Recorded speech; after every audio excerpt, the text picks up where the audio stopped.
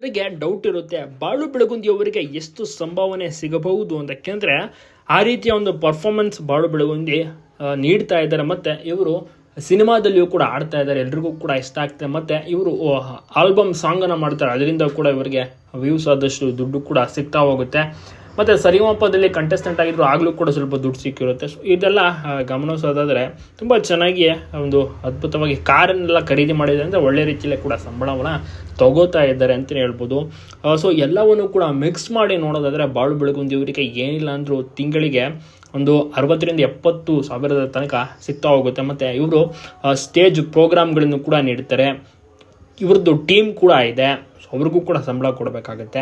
ಎಲ್ಲ ಕೂಡ ಡಿಪೆಂಡ್ ಆಗಿರೋದು ಇವ್ರ ಮೇಲೆ. ಇವರೊಂದು ಮೇಯ್ನ್ ಹೆಡ್ ಅಂತಲೇ ಹೇಳ್ಬೋದು ಬಾಳು ಬೆಳಗುಂದಿ. ನಿಜವಾಗ್ಲೂ ಕೂಡ ಮಾಲಾಶ್ರೀ ಅವ್ರಿಗೆ ಖುಷಿ ಇದೆ ಬಾಳು ಬೆಳಗುಂದಿಯ ಒಂದು ಬೆಳವಣಿಗೆಯನ್ನು ನೋಡಿ. ಮತ್ತು ಮಾಲಾಶ್ರೀ ಅವರು ಕೂಡ ಸಾಕಷ್ಟು ಅವರು ಸ್ಟೇಜ್ ಪರ್ಫಾರ್ಮೆನ್ಸ್ ನೀಡಿದ್ದಾರೆ, ಒಟ್ಟಿಗೆ ಹಾಡನ್ನು ಕೂಡ ಆಡ್ತಿದ್ರು. ಈಗ ಮಗು ಇರುವಂಥ ಕಾರಣ ಅವರೆಲ್ಲೂ ಕೂಡ ಹೋಗೋಕ್ಕಾಗ್ತಿಲ್ಲ. ಮಗುವಿನ ಹೆಸರು ಭಗತ್ ಅಂತ, ತುಂಬ ಚೆನ್ನಾಗಿರುವಂಥ ಒಂದು ಮಗು. ಸೊ ಮಗು ಸ್ವಲ್ಪ ದೊಡ್ಡದಾದ್ಮೇಲೆ ಮತ್ತೊಮ್ಮೆ ಮಾಲಾಶ್ರೀ ಅವರು ಕೂಡ ಸ್ಟೇಜ್ ಶೋ ಪರ್ಫಾರ್ಮೆನ್ಸ್ಗಳಿಗೆಲ್ಲ ಹೋಗ್ತಾರೆ, ಅವರು ಕೂಡ ಹಾಡ್ತಾರೆ, ಕಂಟಿನ್ಯೂ ಮಾಡ್ತಾರೆ. ನಿಮಗೂ ಕೂಡ ಇಷ್ಟನ ಬಾಳು ಬೆಳಗುಂದಿ ಅವರ ಹಾಡುಗಳು? ತಪ್ಪದೆ ಕಮೆಂಟ್ ಮಾಡಿ.